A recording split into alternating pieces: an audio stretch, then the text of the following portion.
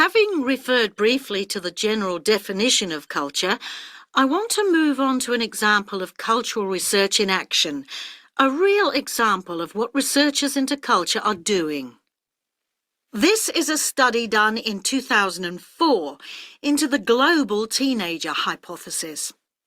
Now, the global teenager hypothesis states that the values and attitudes of teenagers all over the world have become very similar, that teenagers are part of a global culture, rather than a national or a regional one.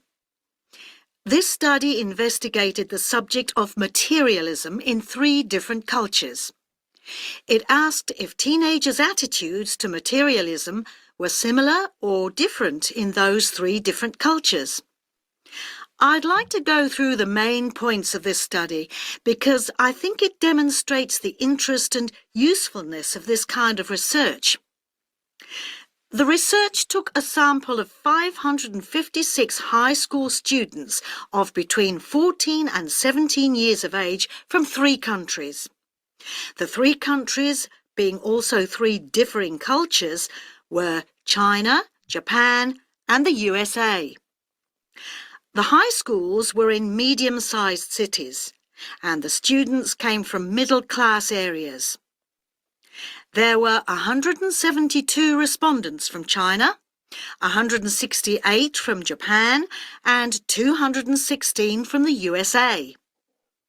The students were asked to reply to a questionnaire or survey, which consisted of 7 statements. They were asked to say if they agreed or disagreed with the statements. The questionnaire was filled in during the students' regular class time. I'll give you some examples of the statements in the questionnaire. And, by the way, if you want to look into this in further detail, I've got the reference here. Let me see. Oh yes, it's the International Journal of Consumer Studies, Volume 28, Number 4, of September 2004. The first statement was, "It is really true that money can make you happy." Respondents were asked, as they were asked about all the statements, to give their answer on a scale of 1 to 7.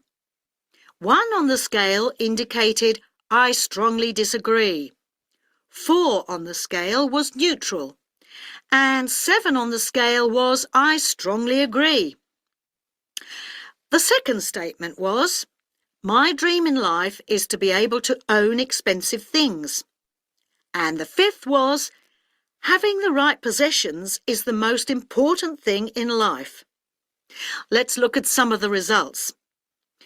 With regard to the first statement, it was the Japanese teenagers who agreed most strongly that money could make you happy.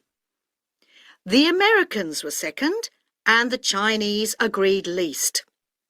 However, regarding one's life dream being to own expensive things, it was American teenagers who agreed most strongly with this, and the Chinese who agreed least. As regards the 5th statement about owning the right things, the Americans agreed less strongly than the other 2 groups. It was the Chinese who agreed most strongly with this statement. I haven't been able to analyse all aspects of the study in this lecture, but it does suggest that the hypothesis is not supported by the data. It may be that the culture of the USA is more individualistic, whereas the Chinese culture is more collectivist or communitarian. However, it does not seem to support the global teenager hypothesis. As always, this is something on which we need to carry out more research.